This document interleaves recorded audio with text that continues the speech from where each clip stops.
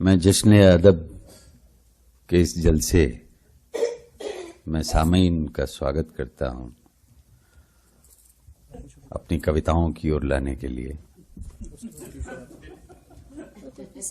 और आपा का भी, वो बहुत पास से लेकिन दूर से आई हैं, लेकिन वे हमारे दिलों के बहुत करीब है।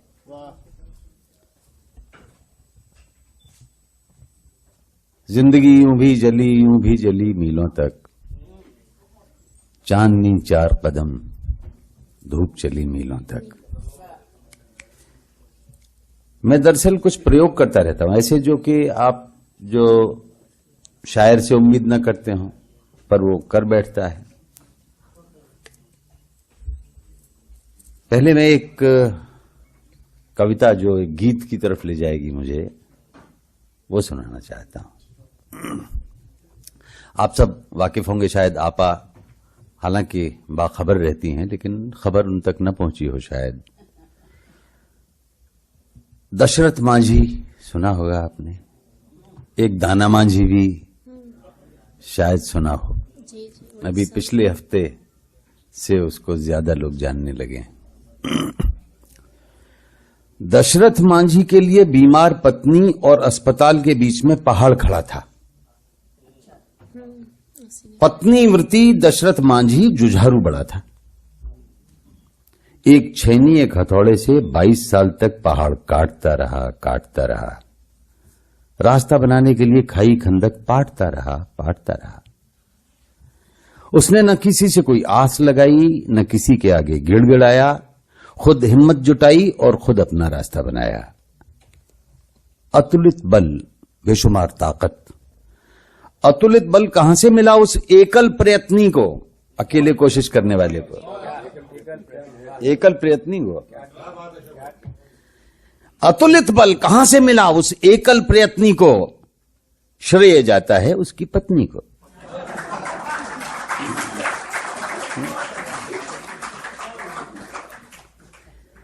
निर्धन क्षेत्र में धुन के धनी ने 40 किलोमीटर लंबा रास्ता निकाला। 15 किलोमीटर जो बचा वो आत्मग्लानि में शासन और समाज ने सहयोग करके काट डाला। क्या खूब है, वाह वाह वाह, बहुत खूब, क्या खूब है, वाह वाह वाह। 15 किलोमीटर जो बचा वो आत्मग्लानि में शासन और समाज ने सहयोग करके काट डाला। गरीबी का स्वर्ग है काला हांडी। वहीं का एक दूसरा मांझी है दाना मांझी। मृत पत्नी को अस्पताल से 60 किलोमीटर दूर ले जाने के लिए वाहन की तलाश थी, लेकिन वहां तो अस्पताल, शासन और प्रशासन की संवेदनाओं की लाश थी।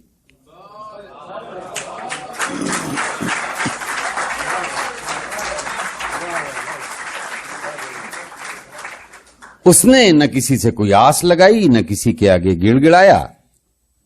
उसने खुद हिम्मत जुटाई, खुद अपना रास्ता बनाया। अतुलित बल कहां से मिला उस एकल प्रयत्नी को, श्रेय जाता है उसकी पत्नी को। अतुलित बल कहां से मिला उस एकल प्रयत्नी को, श्रेय जाता है उसकी पत्नी को।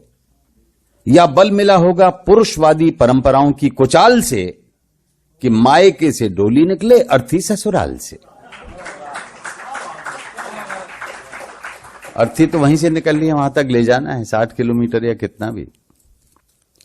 चाहता तो दूसरों की तरह अस्पताल के पास ही अंत्येष्टि कर सकता था दाना, पर उसकी भूखी अंतड़ियों और सूखी मांसपेशियों के अंतरलोक में छिपा था कोई ताकत का खजाना। पत्नी के पार्थिव शरीर के रूप में प्यार का पहाड़ अपने कंधे पर उठाया। पत्नी के पार्थिव शरीर के रूप में प्यार का पहाड़ अपने कंधे पर उठाया। संवेदन शून्य अस्पताल को होश नहीं आया। निर्धन क्षेत्र में प्रेम परंपरा के धनी ने 12 किलोमीटर लंबा रास्ता अकेले निकाला। धूप चली मीलों तक। निर्धन क्षेत्र में प्रेम परंपरा के धनी ने 12 किलोमीटर लंबा रास्ता अकेले निकाला। फिर अजीत की रिपोर्ट से, एक पत्रकार था, फिर अजीत की रिपोर्ट से प्रशासन जागा कि कहीं काला काला हांडी का मुंह हो न जाए काला, कहीं काला हांडी का मुंह हो न जाए काला। कहते हैं कि मरने वाले की इच्छाओं का लोक, मृतक की का कामना लोक काफी वक्त तक जीवित रहता है। अंतिम इच्छाओं का सैलाब देर तक बहता है।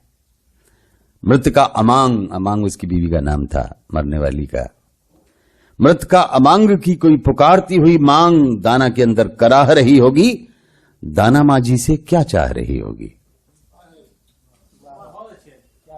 दाना मांझी से क्या चाह रही होगी? दोस्तों, मांझी शब्द मेरे पास पहली बार एस.डी. बर्मन के स्वर में आया था बचपन में। मांझी शब्द मेरे पास पहली बार अमांग की मांग पर आया था। मैंने अपने अंदर गुंजाया था। उस गूंज को मैं सुनाना चाहता हूं आपको। मैं गायक नहीं हूं, लेकिन गूंजक हूं।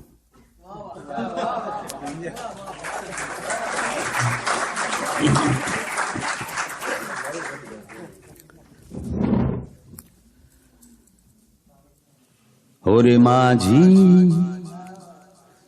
हो रे माझी, ओ दाना माझी, मेरे साजन है भरतार, तुझ पर भार हूं इस बार।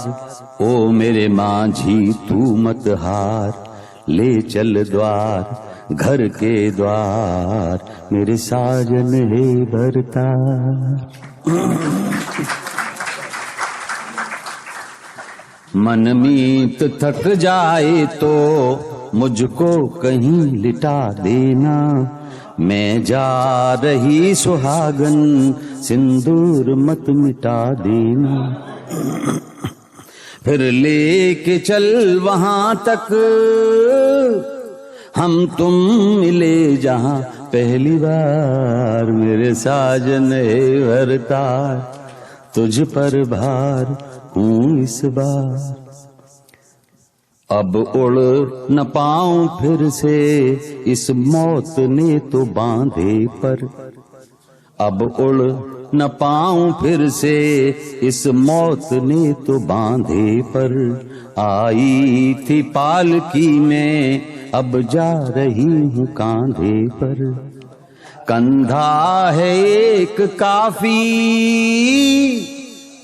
मैं तो न चाहूं कांधे चार, मेरे साजन है भरतार, मुझ पर भार तुम इस बार, ओ मेरे माझी की बार।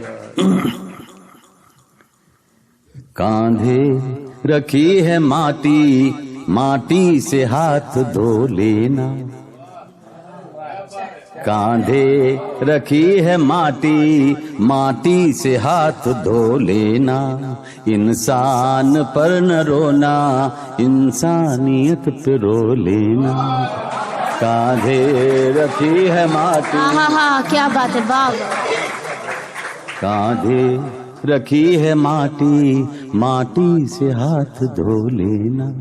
इंसान पर न रोना, इंसानियत पे रो लेना। इस भूख मरी में करना, इस भूख मरी में करना, माटी से मेरा हर सिंगार, मेरे साजन है हे भरतार, तुझ पर भार हूं इस बार। ओ मेरे माझी तू मत हार, ले चल द्वार घर के द्वार, मेरे साजन हे भरतार।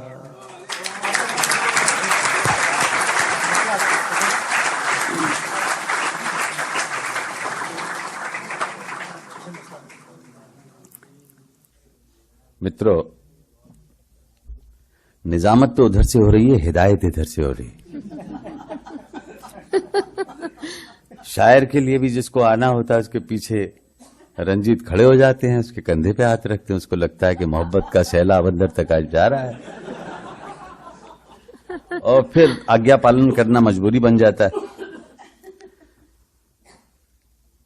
तो अब जिस कविता के लिए उन्होंने कहा है, अगर वो मजबूरी है तो मैं वो वही सुना देता हूं,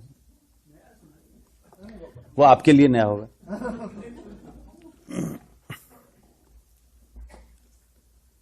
दरअसल एक वक्त ऐसा आया था जहां डॉक्टर साहब रहते हैं गाजियाबाद के पास, कुछ मिसाइलें मिली थी खेत में, कौन फेंक गया, कहां से आई, कुछ पता न चला, किनको पकड़ लिया गया ये भी पता न चला, किसको सजा मिली ये भी पता न चला, लेकिन कुछ न कुछ तो हुआ।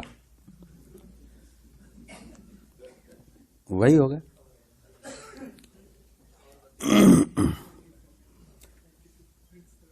तो अगर आप इजाजत दें तो एक साहब लगातार मुझे फोन कर रहे हैं, मैं इसको एयरप्लेन मोड पे कर देता हूं फोन को, तो उन्हें पता लगेगा कि ये इस समय उड़ रहा है, और मैं वाकई इतने अच्छे सामईन के सामने लगभग उड़ रहा हूं, एयरप्लेन मोड में। एक फैंटेसी है।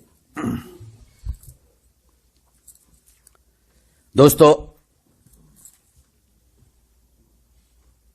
कोई किस्सा नहीं, हकीकत सुनाऊंगा। रात आधी थी, बात पूरी बताऊंगा। रात आधी थी, बात पूरी बताऊंगा। तो आधी रात जिस वक्त प्रेमी जोड़ों को छोड़कर सारा जमाना सोता है,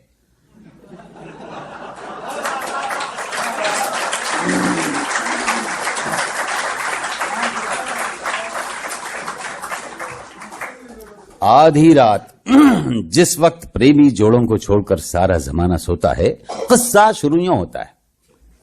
दरअसल बहुत सारे किस्सा गो जामा मस्जिद पे किस्सा सुनाते हैं, उन्हीं से प्रेरित होकर मैंने लिखा है। किस्सा गोई के अंदाज नहीं है ये। किस्सा शुरू यूं होता है, जंगलों से घिरे घुप अंधेरे से भरे एक राष्ट्रीय राजमार्ग के बीचों बीच एक इंसाननुमा चीज पसरी पड़ी थी और सामने से आते ट्रक की लाइट भी ब्राइट बड़ी थी। ड्राइवर ने सोचा या तो ये अगले ट्रक से गिरा हुआ कोई माल है या फिर कोई नशेड़ी कंगाल है।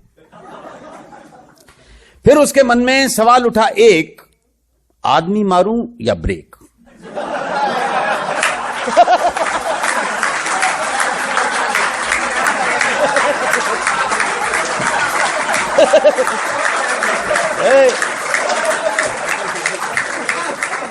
खाली साहब सुनी तो नहीं थी। आदमी मारूं या ब्रेक। हो सकता है पहले से ही मराया हो, या मेरी सहायता से मरने आया हो। खैर साहब कस के ब्रेक मारे, टायर टें बोल गए सारे। समझिए कि ट्रक लगभग घिसटते घिसटते ही रुका था। तब तक सड़क का सामान खड़ा हो चुका था।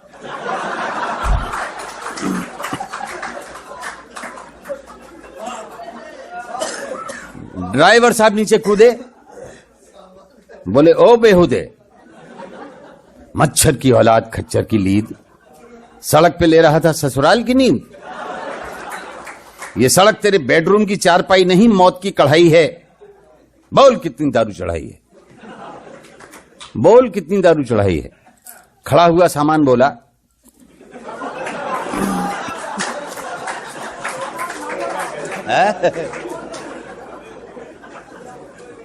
खड़ा हुआ सामान बोला, हजूर मैं हूं जंगल का एक मजूर। न तो मैंने ताड़ी चढ़ाई है, न तुमने मेरे ऊपर गाड़ी चढ़ाई है, फिर किस बात की लड़ाई है। न तो मैंने दारू चढ़ाई है, न तुमने मेरे ऊपर गाड़ी चढ़ाई है, फिर किस बात की लड़ाई है। सड़क पर तो मेरा नसीब मुझे लाया था। अच्छा पट्टे, तो तू मरने आया था। हाँ, ड्राइवर बोला अब तो तू बच गया, अब मरेगा कहां। सामान बोला,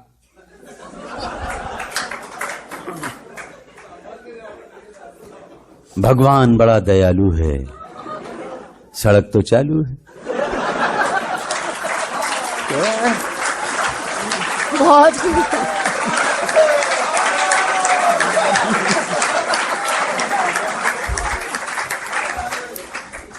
तुम्हारे बाद दूसरा टिरक आएगा, कुछ भी कर ले वो मेरी हत्या से नहीं बच पाएगा। आदिवासी है नहीं हजूर, बंदा भारतवासी है।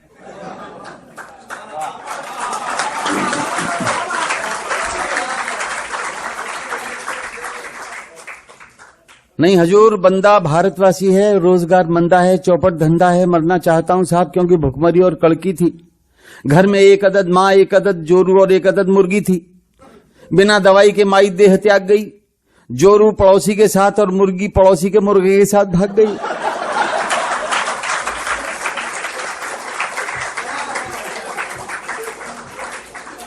जिंदगी काटूं किसके सहारे, तुमने ब्रेक क्यों मारे?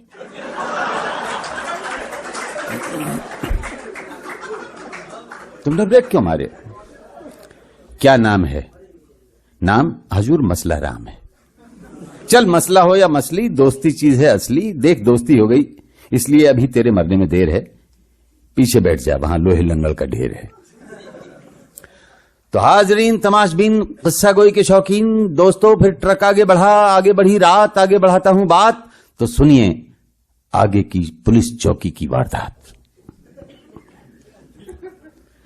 चौकी पर फोन घनघनाया, सीसी जूसी सो रहे थे, किसी ने ना उठाया। चौकी पर फोन घनघनाया, सीसी जूसी सो रहे थे, किसी ने ना सुनाया। सीसी माने सीनियर सिपाही, जूसी माने जूनियर सिपाही।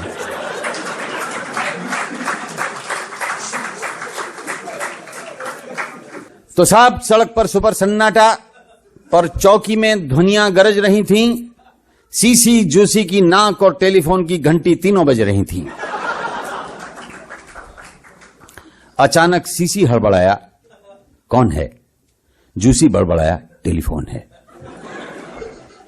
आधी नींद के मीठे सपनों में दोनों अपने लिए अलग अलग आधी ढकी कन्याएं करंटी चुनते रहे। अर्ध जागृति में घंटी भी सुनते रहे। जैसे तैसे थमा खर्राटों के भाटों का ज्वार। सीसी ने ऑर्डर दिया, उठा के वापस रख दे एक बार। जूसी रिसीवर उठाकर रखने को ही था, पर इस दौरान जो स्वर सुना वो बड़ा निर्मोही था। कर दूंगा सस्पेंड, फोन क्यों नहीं करते अटेंड?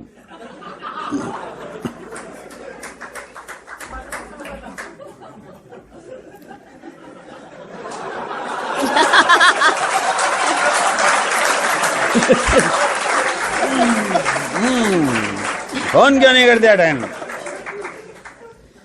जूसी घिघियाया, सर सीसी सूसू करने गया था। तो तू कहां मर गया था? जी मैं उन्हें देख रहा था। दूसरों की सूसू देखने जाता है? जूसी बोला नहीं सर, टेलीफोन सीसी उठाता है। तुम दोनों पर इंक्वायरी बिठा दूंगा, दुनिया से ही उठा दूंगा। सुनो ध्यान से और बोलो दूसरे जवान से। हाईवे पर तेज रफ्तार धकाधक आ रहा है एक ट्रक, नीली बॉडी ऊपर काला पर्दा है, स्टील स्क्रैप और जिंदा मिसाइलों से लदा है।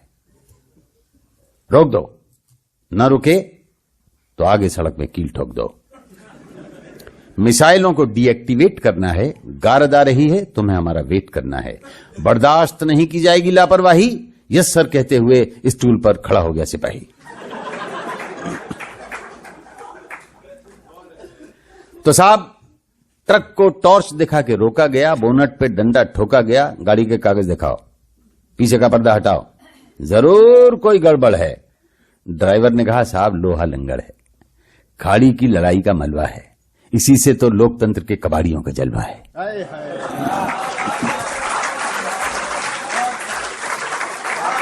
खाड़ी की लड़ाई का मलबा है, इसी से तो लोकतंत्र के कबाड़ियों का जलवा है। न ड्रग न स्मैक न कोई आइटम नशीला है। अच्छा ये लोहे का गोल गोल ये क्या है जो आगे से नोकीला है? शायद अस्पताल का सिलेंडर है। देख लो, मुझे किस बात का डर है? अरे ये तो बहुत भारी है, आप ले जाओ साहब, अगर आपके घर में किसी को बीमारी है।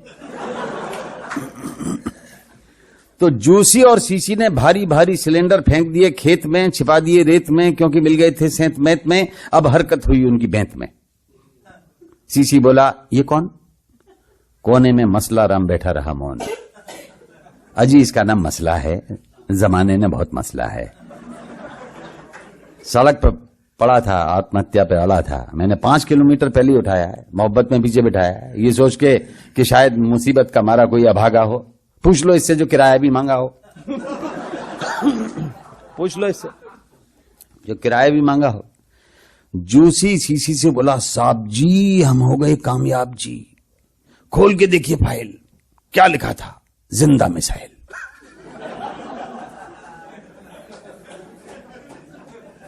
पूरे ट्रक में यही एक आइटम जिंदा है। पकड़ में आ गया परिंदा है, इसी को डीएक्टिवेट करना है। सीसी बोला नहीं, ऑर्डर के मुताबिक वेट करना है। जूसी बोला, साहब जी डंडा हो रहा है बेताब जी, बड़े ऑफिसर डंडे का ऑर्डर नहीं देते हैं। बड़े ऑफिसर डंडे का ऑर्डर नहीं देते हैं, ऑर्डर नहीं देते हैं, न चलाओ तो उल्टी खबर लेते हैं, ये भी बात है। फिर मसला से बोला, क्या दुबका है, क्या दुबका बैठा है पीछे, उतर नीचे, पुलिस वाले हैं, देख मसले को कैसे मसलते हैं, ट्रक से बच गया, देख हम कैसे कुचलते हैं।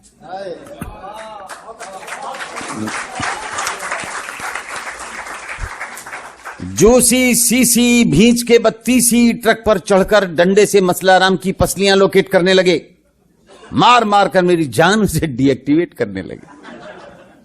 जूसी सीसी का ये रूप देखकर सहम गई ट्रक में रखी मिसाइलें, सहम गए रॉकेट, सहम गए ट्रक में भरे सारे हथियार।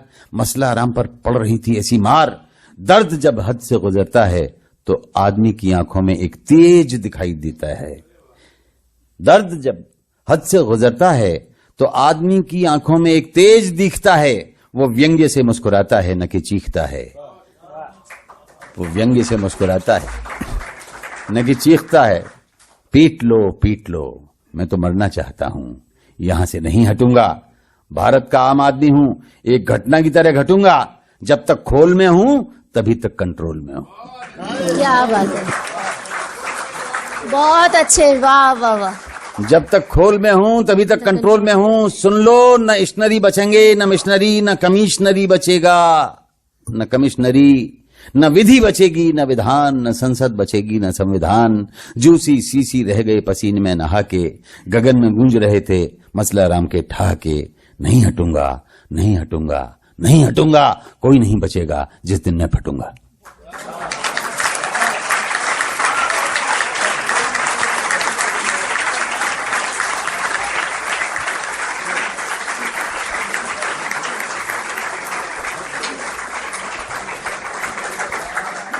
दोस्तों, ये जो चहलकदमी शुरू हो गई है, मैं यहाँ सिर्फ इसलिए आया हूँ कि इससे पहले कि हम किशोर आपा को यहाँ बुलाएं, अशोक जी की जो किताब, रोहित ने एक बहुत बड़ा काम किया है। मैंने पहले भी इब्तदाई जब आगाज में अर्ज किया था कि नाबीना लोगों के लिए उन्होंने ब्रेल लिपि में किताब, अशोक जी की किताब और बशीर बद्र की किताब का एक संकलन।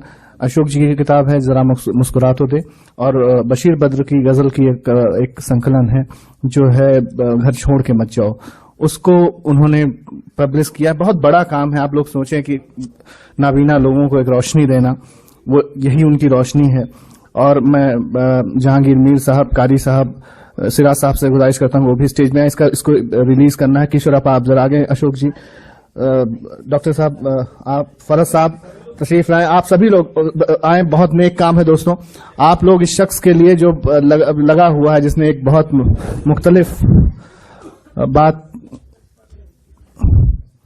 मैं गुजारिश करता हूं कि इस बुक को रिलीज करें और आप लोग इस्तकबाल करें इस नए कदम का। इस मुबारकबाद पेश करें रोहित मीत को, जिन्होंने इतना बड़ा काम किया।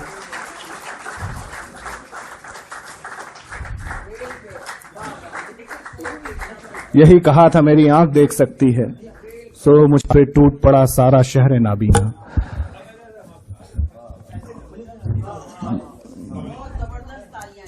जी, बहुत नेक काम है दोस्तों।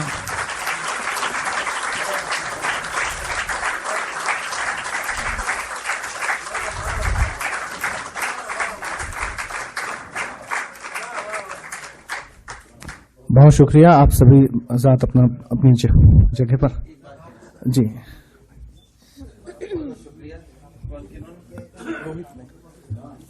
भाई रोहित मीत साहब, ये आपने मुझे हिला दिया, ये आपने एक चौंका दिया मुझे, और मैं बहुत बहुत शुक्रगुजार हूं कि आपने ऐसा काम किया है।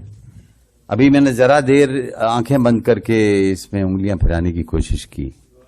मैं उन उंगलियों को प्रणाम करता हूं जो हमें पढ़ना चाहते हैं। बहुत बहुत शुक्रिया।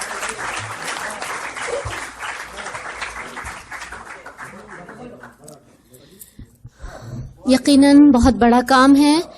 मेरे ख्याल में इसकी सराहना इस तरह होनी चाहिए कि एक बार खड़े होकर आप सभी हजरात खड़े होकर इस काम की सराहना कीजिए और तालियां बजाइए। ये बहुत बड़ा काम। अगर ये मेरी सारी किताबें भी छापना चाहते हैं तो मैं अपनी रॉयल्टी छोड़ता हूं। वाह वाह वाह, बहुत खूब।